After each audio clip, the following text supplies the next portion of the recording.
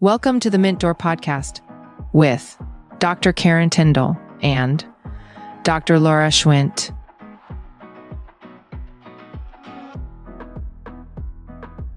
Feeling like a high achiever stuck in a rut? The Mint Door Podcast is your escape hatch. But before we dive into today's inspiring guest, let's talk about adding some serious flavor to your week. We want to introduce the Mint Julep, our weekly newsletter that's the perfect antidote to burnout. It's more than just words on a screen. It's a virtual happy hour with a supportive community of high achievers brimming with inspiration, positivity, and a dash of fun. Think of it as your chance to unwind, recharge, and rediscover the joy in the everyday hustle. Sign up for the Mint Julep with the link in the show notes, and let's clink glasses or coffee mugs to a more inspired and joyful life, 1 week at a time. If you'd rather have a visual pick-me-up, we've got you covered. Find all our podcasts and bite-sized coaching tips on YouTube at youtube.com/@themintdoor. You can subscribe there for happiness on the go. Now, we want you to meet Dr. Eric Block, the ultimate dental powerhouse. Dr. Eric Block is a full-time dentist in Acton, Massachusetts, a dedicated husband and a father of two. A Nova Southeastern College of Dental Medicine graduate, Dr. Block completed his Implantology Residency at Boston University. Through his nationwide lectures, he is certified by the American Association of Dental Boards and helped dentists become more efficient, productive, and stress-free. As co-founder of the International Academy of Dental Life Coaches, that's the IADLC.com, and Dental Growth Con, Dr. Block is passionate about personal development for dental professionals. He hosts the Stress-Free Dentist podcast and has authored a series of books available on Amazon and thestressedfreedentist.com. He's the Vice Chairman of the Health and Wellness Committee for the Massachusetts Dental Society and Wellness Ambassador to the ADA. Dr. Block is committed to dental wellness.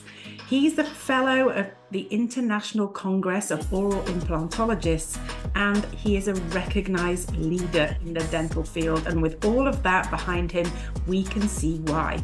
So let's get ready to be inspired, and we'll follow Dr. Block's journey for tips on efficiency, productivity, and stress-free dentistry. So let's jump right in. So hi everybody, and welcome to another episode of the Mint Door Podcast. Today I am joined by Dr. Eric Block, and we are super excited, and it's long overdue to have you on our show, Dr. Block. Yeah, we were talking earlier and it felt like I've already been on here, but you've been on my podcast and now it's my turn to be on yours. So yeah, looking forward to it. I know, it feels like we've been here before, but we will come up with some new and exciting things to say today. So I wanted to jump straight in there and ask you a question. Could be a vulnerable one, but it goes straight into what insecurities have you hidden behind your professional mask? Oh, definitely a lot of being an introvert and imposter syndrome, especially early on in my career. There's so many things that I was hiding. I came out of school with, and a lot of dentists do, with just the bare minimum clinical skills. I wasn't sure of myself. I wasn't confident. Especially I had patients that were CEOs and doctors and lawyers and scientists, and I looked like I was this 15-year-old kid wearing his dad's oversized white coat, and I wasn't sure of myself, and it for sure showed in the way I presented treatment plans and talked to patients. And I think a lot of dentists do this. They put too much pressure on themselves to think they have to know everything. And I kept up that barrier. Like I kept this big barrier in front of me and patients. I was the doctor with the white coat, and I learned that sure, you need to keep some barriers, but I let patients into my life. I don't talk about certain things, but I let them know what's going on with me. But initially, I didn't do that. I felt like there was this big wall in front of me and the patient. But it was really just me being insecure. I was always worried that the patient would disagree with my treatment plan or what I was talking about. But what I learned in coaching and therapy, that it was just all up here. It was all in my head, in my noggin, and it was just me being too hard on myself, me being a perfectionist, and me just putting too much pressure on myself. Yeah. Can you think of, because I think when you say that about being that young dentist, that baby dentist out in the world, was there a specific interaction that you remember when somebody challenged your age, or that you felt that age or your experience? Yeah, it definitely happened more than once. I remember when I first got out, I almost had a panic attack, placing my first implant on a patient. Mhm. And I had done a 2-year residency. I was well trained in how to do implants. And that first implant on my first real private practice patient, I almost said to myself, I don't think I can do this. And I got it together and I was able to do it. And I've been doing, implants for 20 years, but it was not even anything the patient said. It was just me, in that real world. I don't have that doctor, that professor or teacher over my shoulder helping me out. It was me, in the real world. The other thing that really stressed me out was just simply having a new patient consultation with an FMX in front of me as a young dentist. I thought that was one of the most intimidating things. And when I first got out, this was on traditional film. We didn't have the artificial intelligence, X-ray diagnosis, or digital like we have now. So I really struggled, and I would often tell patients that, you know what, let me take a look at this FMX, and we'll get you back in for another consult, because I felt too intimidated to read that FMX in front of them.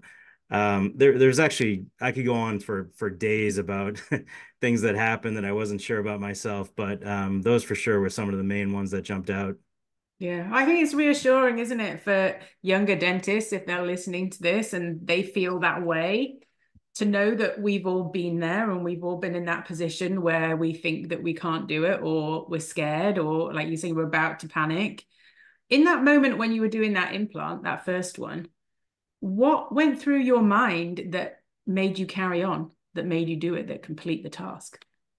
I got the patient numb. I remember this. This is 20 years ago. I got the patient numb. The patient was getting numb, and I said, I'll be back.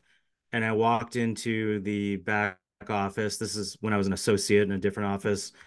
And I just took a bunch of deep breaths, and I'm like, you got to do this. You can't just not do this procedure, something you're well trained in.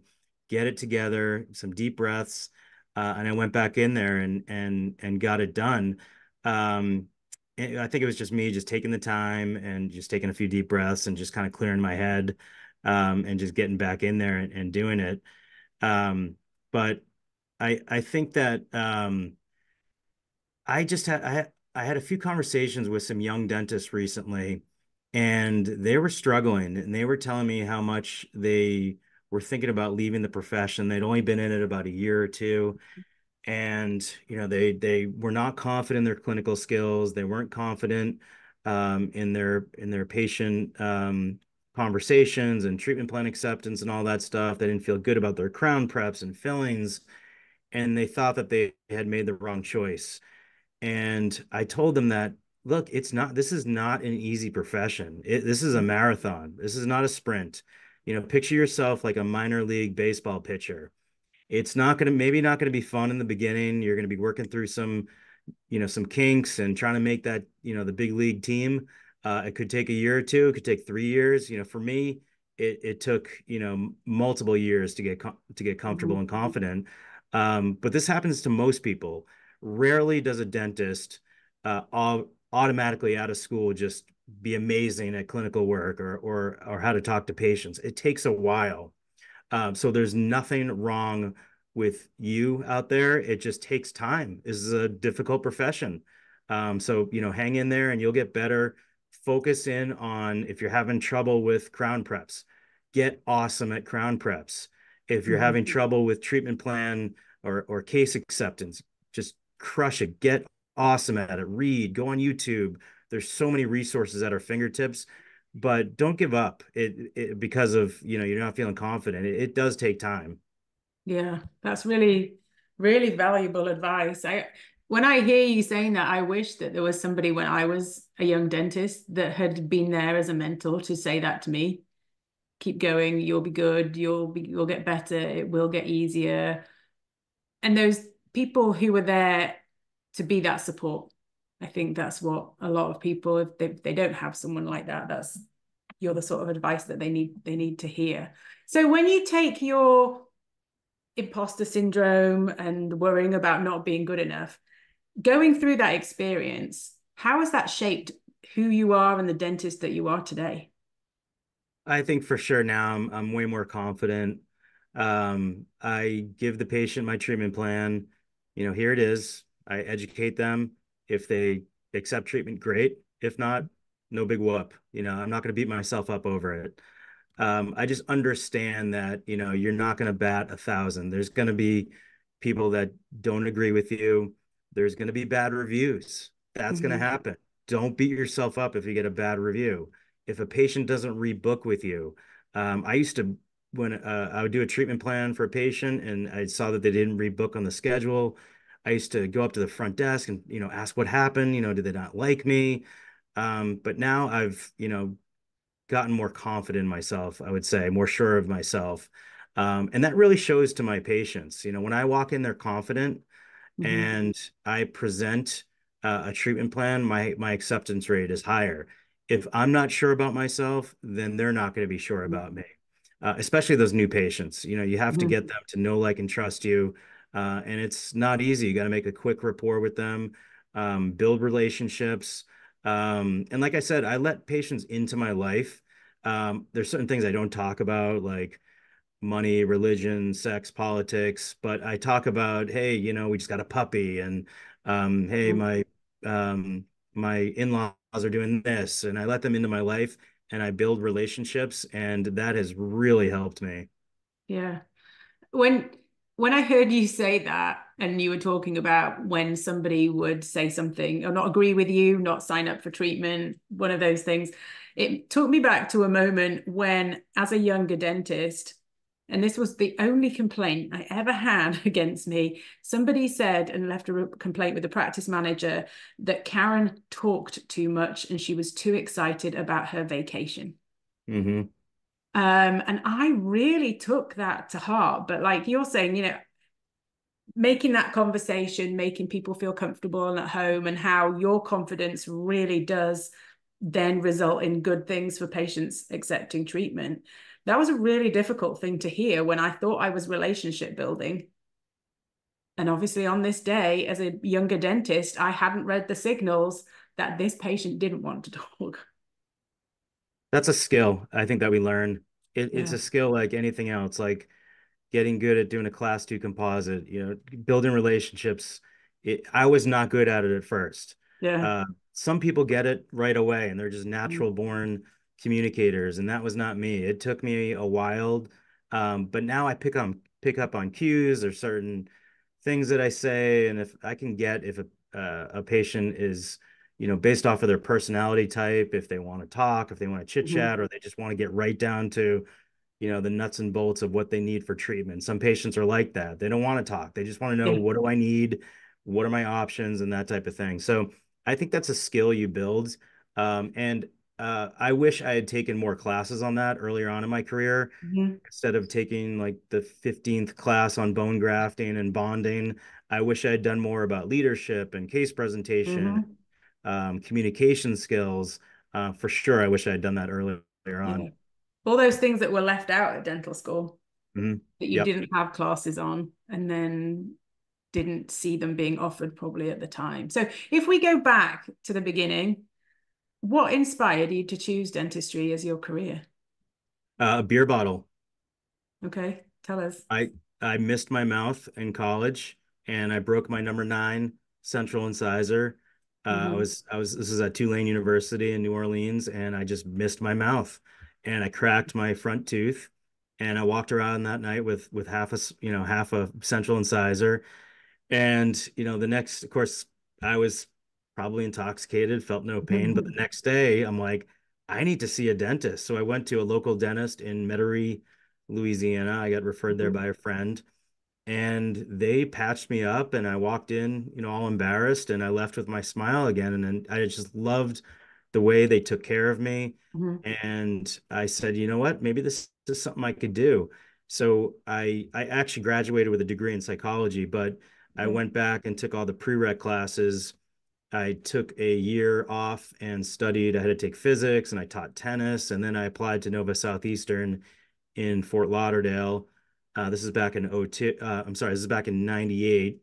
Mhm. So I graduated from Nova in '02, and then I didn't feel ready to go into the real world private practice. So I did an implant residency at BU from '02 to '04, and that's what brought me back to Massachusetts. Ah, cool. So it was an unforeseen event that what would you have done if you weren't a dentist? I'm just intrigued. Where do you think you would So, be? great question. I was thinking maybe physical therapy, to be a physical therapist. I was thinking some sort of something related to the medical profession. Um, but to tell you the truth, I didn't really know what I was going to do. And Mhm. I chose psychology because I had to choose something.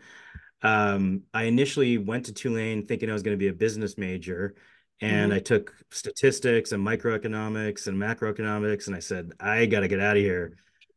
So it was psychology and then the beer bottle, and who knows where I would have ended up if those things didn't happen.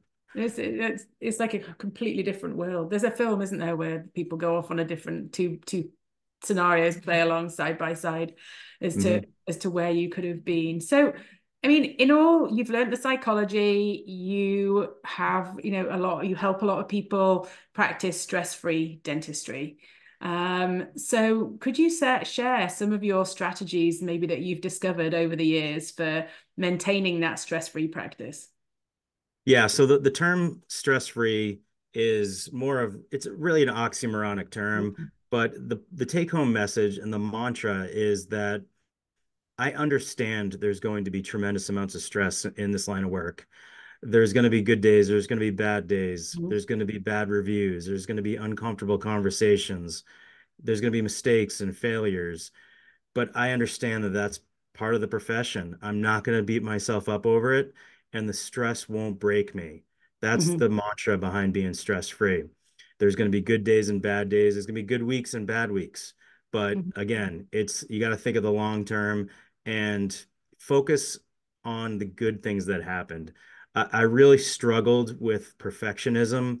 And when a crown didn't fit, or a patient was unhappy, or a filling broke, I would beat myself up and I would just think about that one negative thing that happened and I couldn't shake it.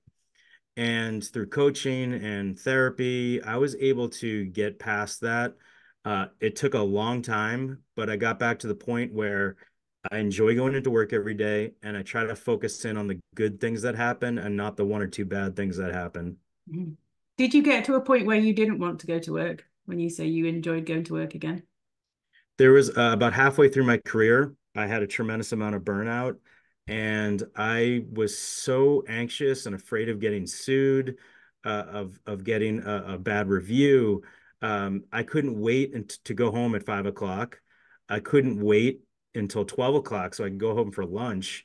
And I couldn't wait until the weekend so I could decompress from Mhm. the week. And I said, I can't wait until I retire so I don't have to do this anymore. And that's when I picked up the phone and I started going through therapy. And I started meeting with a local therapist, and we just dug into why I was so anxious. Mhm. And I actually thought about leaving dentistry and going to law school because I wanted to be the one doing the suing. That's how afraid I was of getting sued. I Mhm. wanted to flip the script. And of course, I was in debt and from student loans, and I just couldn't go back to school. So I said, "You got to do something here, Blocky." Mhm. So I just started to work on my mental health, and I overcame that burnout. And I actually love coming into work some days. I love coming into work most days. I should say there's some days where there's down days, but I really got over that burnout, and there was, Mhm. many things that helped me do it. But the first thing was that taking action, picking up the phone, making that phone call, calling a local therapist. And now I continue on with coaching. Hmm. But for anyone out there that's, that's struggling, pick up that phone, call a peer, call a mentor, call a consultant, a coach, a therapist, whatever it takes. Don't go in, through this profession alone if you're feeling like you're struggling. Yeah, valuable advice. And I think that story will resonate with so many people. And knowing that people are not alone. And I think when you shared that story, I'm just thinking of similarities that I've heard from others and from my own experience. And so many people are thinking, what else can I do? How else could what could I do that I didn't have to be the one picking up the handpiece every day? But to know that you were able to navigate around that. I wonder if you had all the money in the world at that point, if you would have gone and done the law degree. I think I would have left. I think I was at that point where I was rock bottom and I Mhm. just regretted dentistry and did just dreaded going in. I think I would have left for sure. Yeah. Well, we're pleased that you're still in this dental world So am for I. Yeah. sure. Um, so dentists who are maybe at the moment striving to find a balance between excellence and on the other side of it, they're putting themselves under pressure, too much pressure. Mhm. How do you think that dentists can go about? What's the first step someone would need to take to find that balance? So I would say first is if whatever you're struggling at, just try to focus in on that and get better at it. Like I said, if you're really just struggling with class two composites and you see that, Mm-hmm. you have 8 class 2 composites in your schedule and you're just dreading it, just try to get better at that. Focus in on that and get better at it. If it's crowns, try to get better at crowns. If you feel like you're just in the hamster wheel where you're just doing the same thing over and over and that's causing your burnout, try something new. But when you try something new, make sure you're staying within your comfort zone.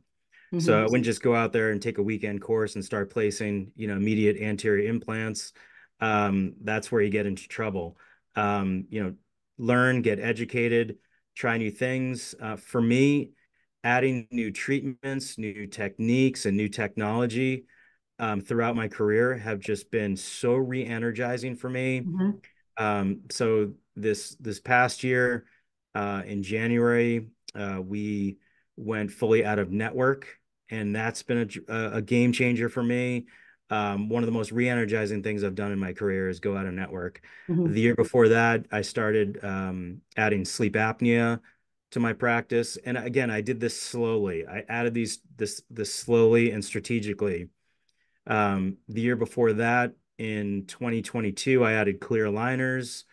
Mm-hmm. So I just these when you add something new, like we added 3D printing, I look forward to going into work every day. When we Mm-hmm. added our intraoral scanner, I look forward to doing crowns again.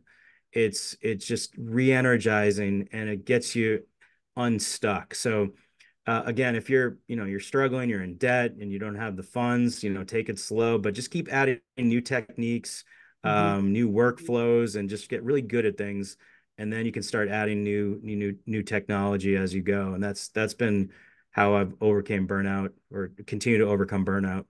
Yeah. I mean, that's something that both Laura and I are really passionate about is that once you are back to a place where you are well, then these things work really well. And as in your story, it wasn't in the depths of your burnout that you started adding these new techniques. Hmm. You recovered from the burnout. And then once you're back to where you want to be, then take it slow and implement these things. Yeah, exactly. To go back to actually what you just said, there was a point where I tried to do too much. Okay. And this is when I'd become a partner in the practice, and I was trying to instill these new systems and new softwares, and it was too much for everyone, and I was causing stress on the entire team. So I was doing too much too quickly. So my recommendation would be to, even write things down, make some goals, whether it's 6 months, 1 year, 2 year, 3 year, 5 year goals, some things you want to add, do them strategically, and slowly. And it's a way to really keep yourself energized for a long career. Yeah. And as you're saying that, that makes me think that this is a great opportunity to work with a coach to help maybe think through these things. And as a founding member, and you are the co-founder of Mhm. the IADLC, could you tell us, share what the abbreviation stands for, and then maybe tell us a little bit about what IADLC does and the mission? Yeah, it's the International Academy of Dental Life Coaches. And what we do is we'll try to match up a dentist or dental professional, hygienist, anyone in the dental field that's struggling with a life coach that understands dentistry.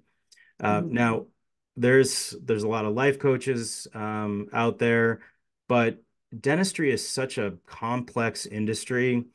To try to explain what goes on in an office and what you go through in a day-to-day situation is very difficult to Mhm. explain to someone who does not have dental experience. So we wanted to create a place where, dentists or hygienists, if they're burned out, they're stuck, or just feeling the burn, or they're doing well but want to get to that next level, then we have a place for people to go and get matched up with a life coach. Cool. And how can people find out more about IADLC?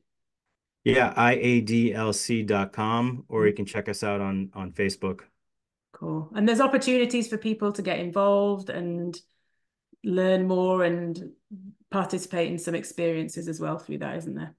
Yeah, absolutely. We have a study club every month, and a lot of it is geared towards coaches, geared towards dental professionals. Mhm. And it is just such an amazing group. And it's just such a great community. Even if you just, if anyone's listening that just wants to join one of our study clubs, check us out on Facebook and you can see the link to join one of our study clubs. Yeah, it's an incredible resource, and congratulations to you and Laura Brenner for putting it together, because I think it's something that now provides a home and a base and a sort of flagpole for anybody that's interested from either direction as a coach or as a dental professional who is looking for one. Yeah, it's So, all about the people in the room. And Karen, you're part of that group, and you're one of those awesome coaches that people can reach out to. So it's, that's what makes up the IADLC is the members of the coaching organization. So you're a big part of why it's such an amazing group. oh, thank you. Thank you very much for that. There are so many great coaches in IADLC, and I would, piggyback off what you said, that to check them all out, because there is everybody, there's a coach for everyone. So I may not be the right coach for every person out there, but there will be a coach for you. So I Mhm. think that's definitely the way. We're all about sharing the profession of coaching and Mhm. highlighting that and showing people what a difference it can make. So, okay, I have one question that's kind of a little bit completely off track here, but I know you have a new puppy. Can you just tell us a bit about your puppy? Like, who are they? What do they like? What do they do? Oh, Bandit. Yeah, my mini Yeah, poodle. we're dog lovers at the Mint Door, and I know that you are a new dog lover. Yeah, Bandy Cakes. He's Bandit is about 9 months old. He's a mini poodle. Hmm. My daughter named him Bandit after the show Bluey, and he's got a brown patch Yeah. of hair over his eye. So it's having a dog has just been it's been great for the family. It was a Hmm. great decision. I was never a dog person, and the fact that I have a dog and I'm doing tricks with it and going for walks and doing everything that a dog owner does is like I on another planet. But it's been such a great experience to have a dog. You get home and the dog is so excited to see you. And the kids are just, they love that dog. So it was such a great family decision. Yeah. What have you learned from the dog? What's the dog taught you? So I didn't really know how to train a dog. And I thought just being around the dog, that the dog would just sense me being, part of the family. And then it started to go through a period where it actually got aggressive towards me. And this is a little mini poodle. Hmm. And what I had learned I had to do was I really had to sit down and spend about 20 minutes at least a day doing some obedience training and doing tricks. And it's like a totally new dog towards me now. And Hmm. that just took about a week.